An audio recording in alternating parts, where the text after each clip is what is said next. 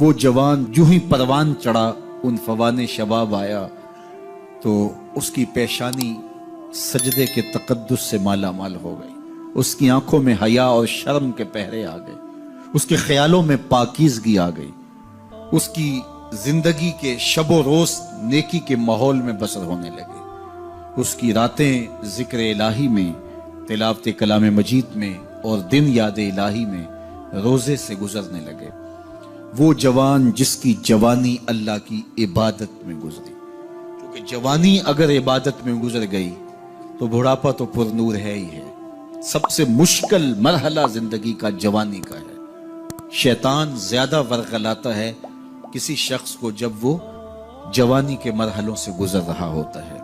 تو جس کی جوانی خیریت کے ساتھ گزر گئی اور اس نے اپنی جوانی کے تقدس کو محفوظ رکھ کے منزل تک پہنچا لیا، اپنی عصمت کے جوہر کی حفاظت کی، اپنی آبرو کو لٹنے نہیں دیا، اپنی آنکھوں کی شرم و حیا پر پہرے بٹھائے اور آنکھ کو برباد نہیں ہونے دیا اور اپنی زندگی کے تقدس کا پہرا دیا، تو جو جوان اپنی جوانی کو خیریت کے ساتھ گزار گیا۔ کسی نے کہا تھا نا، کتاب زیست کا ایک اور باب ختم ہوا، شباب ختم ہوا، ایک عذاب ختم ہوا۔ تو جوانی جس کی منزل تک پہنچ گئی خیریت کے ساتھ، عافیت کے سائے میں۔ مشکل تو بڑا ہے جوانی کو منزل تک لے جانا، خیریت کے ساتھ، داغدار نہ ہونے دینا، جوانی کے تقدس کو رسوا نہ ہونے دینا، عصمت کے جوہر پہ کالک نہ لگنے دینا، خواہشات کو غالب نہ آنے دینا۔ آسان کام تو نہیں ہے، مشکل کام ہے، لیکن اگر کوئی مشکل کاٹ گیا، جوانی کے تھوڑے سے ایام ہے گزار گیا، اللہ اکبر۔ حضرت شیخ ختلی کہتے ہیں، داتا گنج بخش علی حجویری علیہ رحمہ کے مرشد ہیں، الدنیا یوم ولنا فیہا صوم۔ وہ کہتے ہیں دنیا ایک دن ہے، ہم روزہ رکھ کے گزار گئے۔ تو روزہ رکھ کے سارا دن گزر ہی جاتا ہے، دوپہر بھی آتی ہے گزر جاتی ہے، اور عصر کا وقت بھی آتا ہے گزر جاتا ہے، کھانے کا وقت بھی آتا ہے، چائے کا وقت بھی آتا ہے، سب کچھ ہوتا ہے لیکن گزر جاتا ہے، افطار تک بندہ پہنچ جاتا ہے۔ جس نے زندگی روزے کی طرح گزار دی، جس نے جوانی روزہ رکھ کے گزار دی، خواہشات کو بے قابو نہیں ہونے دیا، مشکل کام تھا لیکن اس نے مشکل کام کر دکھایا۔ اجر کتنا بڑا ہے، سنیے اللہ کے محبوب کی زبان سے سنیے۔ حضور نے ارشاد فرمایا جو سیدنا ابو ہریرہ کے ذریعے سے ہمارے تک پہنچا، فرمایا قیامت کے دن جب سورج کا رخ سیدھا ہوگا، زمین تانبے کی ہوگی، لوگ پسینے میں شرابور ہوں گے، کوئی ٹخنوں تک پسینے میں، کوئی گھٹنوں تک، کوئی کمر تک، کسی کو پسینے کی لگام دی جائے گی، اور وہ پسینہ ایسے نہیں ہوگا جس طرح یہ پسینہ ہے، اتنا گرم ہوگا۔ ابن رجب حنبلی کہتے ہیں اس پسینے کا ایک قطرہ اگر احد پہاڑ پہ ڈال دیا جائے تو وہ پگھل جائے، اتنا گرم ہوگا، بدبودار اتنا ہوگا، ایک قطرہ دنیا پہ ڈال دیا جائے، انسان کیا جانوروں کے دماغ بھی پھٹ جائے، اس پسینے میں لوگ شرابور ہوں گے۔ لیکن جس نے اپنی جوانی کو عافیت سے گزارا ہوگا، کل قیامت کے دن جب کوئی سایہ نہیں ہوگا، اللہ اس جوان پر اپنے عرش کا ٹھنڈا سایہ عطا ہوگا۔ وہ شخص جس کو کسی عورت نے دعوت گناہ دی اور وہ صاحب منصب تھی، صاحب جمال تھی، اور اس نے یہ کہہ کے یہ خواہش، یہ آرزو مسترد کر دی، انی خوف۔ اسی طرح کوئی عورت ہے تو اس نے اپنے تقدس کی حفاظت کی، اپنی آبرو پہ پہرا دیا اور کسی پیشکش کو ٹھکرا دیا، تو فرمایا قیامت کے دن جب کوئی سایہ نہیں ہوگا، اللہ اسے بھی اپنے عرش کا ٹھنڈا سایہ دے گا۔ کیسا سخت، اور وہ کس اعزاز میں ہوگا، کس تقریب میں ہوگا۔ یہ تو 4 دن 10-20 سال ہے، اور وہ 50,000 سال کا ایک دن۔ پھر اس کو اللہ کا شکر ادا کرنا ہوگا کہ اللہ نے کتنا کرم کیا میرے اوپر کہ میری جوانی خیریت اور عافیت سے گزری، اور آج اس کا تو کتنا بہتر صلہ مجھ کو دے۔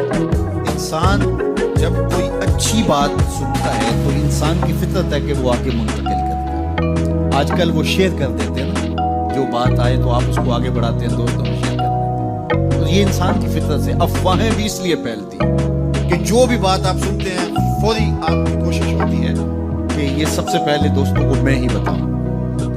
تو یہ انسانی فطرت ہے۔ تو جب افواہ اور ایسی چیز، کوئی غم کی خبر بھی ہو، کسی کی وفات کی خبر بھی ہو، تو اس وقت بھی انسان کی فطرت، سست سے سست آدمی پھر جلدی جلدی فون کرتا ہے، آگے بڑھاتا ہے کہ فلاں سے فون۔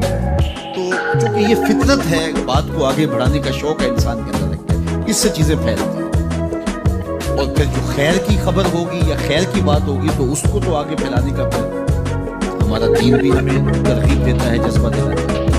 حضرت ابو ہریرہ اس جذبے کے تحت جو سنتے تھے پھر آگے منتقل کرتے۔ اب حضور کی بارگاہ سے اٹھ کے جاتے تو سب سے پہلے گھر جاتے اور سب سے پہلے اپنی ماں کو سناتے، اور ماں تھی کافرہ، وہ سننے کی بجائے، خوش ہونے کی بجائے سن کے الٹا ناراض ہوتی اور کوئی نہ کوئی ایسی بات کرتے۔ سید ابو ہریرہ سے گوارا نہ ہوتا، ایک دن انہوں نے کوئی ایسی بات کر دی، حضرت سیدنا ابو ہریرہ رضی اللہ تعالیٰ عنہ نے فیصلہ کر لیا کہ آج ماں کو چھوڑ دیں، کیونکہ میں یہ گوارا نہیں کرتا کہ میرے آقا کے بارے میں کوئی ایسا جملہ کوئی، اور تھی گھر میں ماں ہی، بھائی بھی کوئی نہیں تھا، بہن بھی کوئی نہیں تھی، باپ بھی فوت ہو گئے، شادی بھی نہیں ہوئی تھی، تو ماں ہی ماں گھر میں، ماں اور بیٹا اکٹھے رہتے ہو پھر محبت بھی بسائی ہوتی، تو اب ماں ہی ایک رشتہ ہے مادی دنیا کے اوپر۔ حضرت ابو ہریرہ رضی اللہ تعالیٰ عنہ نے فیصلہ کر لیا کہ چھوڑ دیں، چھوڑ کے گھر سے نکلے، لیکن دل ڈوب رہا ہے کہ ایک ہی تو رشتہ تھا وہ بھی گیا،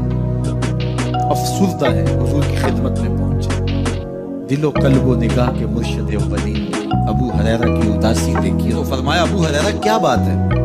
تو حضرت ابو ہریرہ جس طرح بندہ پھٹ نہیں پڑتا، تو عرض کی حضور میری ماں کی ہدایت کی دعا کرتے تھے، ساری کہانی دو لفظوں میں بیان کی، میری ماں کی ہدایت کی دعا کرتے تھے۔ حضور نے پوچھا کیا ہوا، کیا ماجرا ہوا، فوراً ہاتھ اٹھ گئے، اور لفظ کیا تھا؟ اللہم اہد ام ابی ہریرہ تھا، اے اللہ ابو ہریرہ کی ماں کو ہدایت دے دے۔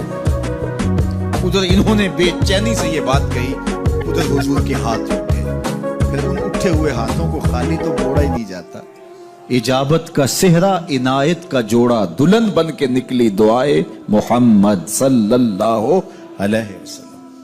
تو حضور علیہ السلام نے ہاتھ اٹھا دی، حضرت ابو ہریرہ نے دوڑ لگا دی۔ کسی نے پوچھا ابو ہریرہ آج بڑی جلدی ہے؟ کہا آج ہی تو دیکھنا چاہتا ہوں، گھر پہلے میں پہنچتا ہوں یا حضور کی دعا پہلے پہنچتی؟ جا کے دروازے کو دستک دی، اندر پانی کے کھنکنے کی آواز آ رہی تھی جس طرح کوئی غسل کر رہا ہو۔ آواز دی تو آواز آئی، بیٹا ابو ہریرہ ٹھہرو، میں بھی آئی۔ کہا لہجے سے سمجھ گیا اس میں محمد عربی کی دعا بول رہی ہے۔ تھوڑی دیر کے بعد میری ماں آئی، تازہ آثار وضو سے اور غسل کی وجہ سے ان کے جو ہے وہ بالوں سے قطرے ٹپک رہے تھے، اور لبوں پر میرے حضور کا کلمہ جاری تھا۔ اللہ اکبر۔ سیدنا ابو ہریرہ